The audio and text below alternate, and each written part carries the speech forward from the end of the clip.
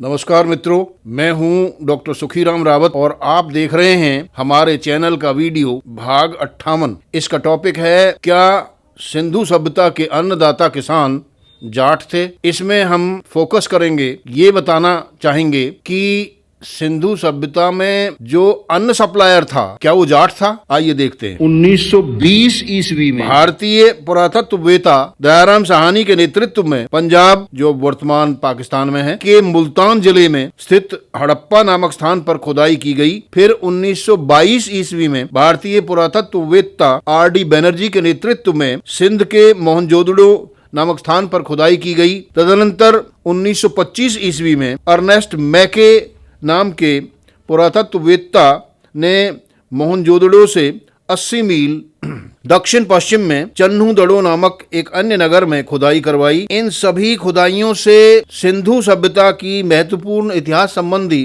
जानकारियां प्राप्त हुई। सिंधु सभ्यता को हड़प्पा सभ्यता या मेलुहा सभ्यता भी कहा गया। मुल्तान का नाम ही सुमेरियन भाषा में मेलुहा है। यहाँ पंजाब का मालवा क्षेत्र भी है, जो जाट बहुल क्षेत्र है। जाटों के मल्ली, मालिया, मल्हान, माहुलिया आदि बहुत से जाटों का निकास यहीं से है। खुदाई से उपलब्ध सामग्री से यह स्पष्ट हो गया कि सिंधु सभ्यता एकमात्र सिंधु नदी की घाटी तक ही सीमित नहीं थी, बल्कि उसका क्षेत्र और अधिक सुविस्तृत था। इस क्षेत्र के अंतर्गत बलूचिस्तान, उत्तरी पश्चिमी सीमा प्रांत, पंजाब, सिंध, काठियावाड़ का अधिकांश भाग, राजपूताना और गंगा घाटी का उत्तरी भाग समाविष्ट था। अनेक विद्वानों का मानना है कि सिंधु सभ्यता के अंतर्गत इस विशाल प्रदेश का शासन 2 राजधानियों के द्वारा चलाया जाता था।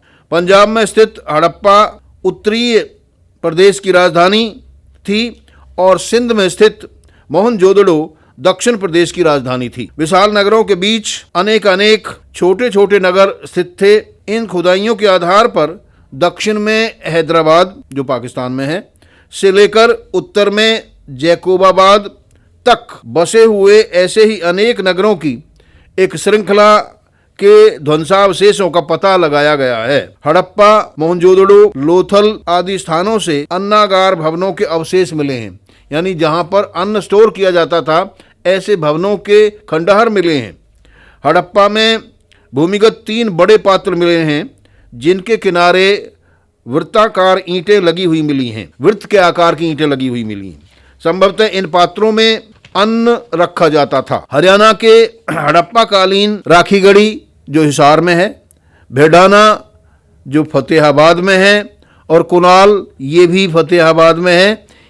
इन गांवों में भारतीय पुरातत्व सर्वेक्षण विभाग के मार्गदर्शन में सन 2016 और 2017 में हुई खुदाइयों के दौरान वहां हड़प्पा कालीन सभ्यता से भी पहले के कुछ अवशेष मिले हैं, जिनमें गाय, बकरी, हिरन आदि जानवरों के सींग, दांत एवं हड्डियों के अवशेष और आभूषण, मणके, चूड़ियाँ, अन्न रखने के बर्तन भांडे तथा जमीन के अंदर गड्ढे में बनाए गए मिट्टी के घर शामिल हैं। आचार्य पाणिनि ने भी अष्टाध्यायी में गर्तोत्तर पदार्थ 6 सूत्र से त्रिगर्त, वृगर्त आदि गर्तांत स्थानों का पता चलता है। यानी आचार्य पाणिनि के ग्रंथ में भी गर्त वाले स्थानों का जिक्र किया है। गर्त का मतलब गड्ढा होता है, यानी गड्ढे में घर बनाकर लोग रहते थे। मोहनजोदड़ो से प्राप्त गेहूं के दानों से स्पष्ट होता है कि यहाँ गेहूं की 2 प्रजातियों की खेती होती थी, और उस खेती में गेहूं की जो प्रजातियां हैं वो बताई गई हैं, ट्रिटिकेम और कम्पैक्टम। सेंधव गांवों में गेहूं और जौ की मुख्य पैदावार होती थी। लोथल और रंगपुर से प्राप्त भांडों पर तथा मुद्रा छाप पर लगी धान की भूमि इस तथ्य का निसंदिग्ध प्रमाण है कि सेंधव जन धान की खेती भी करते थे। सिंधु सभ्यता की इन खुदाइयों में कृषि संबंधी बहुत सारी चीज़ें, अन्नागार, अन्न रखने के बर्तन भांडे, दरांती तथा कुछ अन्य कृषि की चीज़ें मिली हैं। अब सवाल ये उठता है कि सिंधु सभ्यता के नगरों में अन्नदाता किसान कौन थे? क्या वे जाट थे? केसी दहिया आदि अनेक विद्वानों ने सिंधु सभ्यता के अन्नदाता किसानों को जाट माना है। और भी कई विद्वान हैं जो ये कहते हैं कि भाई सिंधु सभ्यता के जो किसान हैं वो जाट ही हैं। यहाँ के पुजारी शासक मनका आदि बनाने वाले कारीगरों को पारिश्रमिक के रूप में नकद राशि देने की बजाय अन्न देते थे और यह अन्न पुजारी शासक जाट किसानों से लेता था। यानी एक तरह से बार्टर सिस्टम था। वो पैसा नहीं देते थे कारीगरों को, बल्कि उनके काम के बदले में अन्न देते थे। और ये अन्न कहाँ से लेते थे? जाट किसानों से लेते थे, पुजारी लेता था।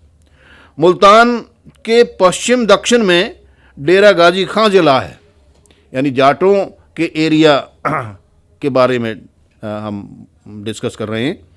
मुल्तान के पश्चिम दक्षिण में डेरा गाजी खान जिला है और यह डेरा जाट डिवीज़न का एक ज़िला है। यानी वहाँ पर स्थान का नाम भी अब भी डेरा जाट डिवीज़न है। इसके उत्तर पश्चिम में बलूचिस्तान का क्वेटा शहर है और उसके निकट ही मेहरगढ़ नामक स्थान है, जहाँ पहुंचकर जाटों ने 6000 ईस्वी पूर्व लकड़ी के हल को स्वयं अपने हाथों से खींचकर भारतीय उपमहाद्वीप में सबसे पहले गेहूं और जौ बोना शुरू किया था।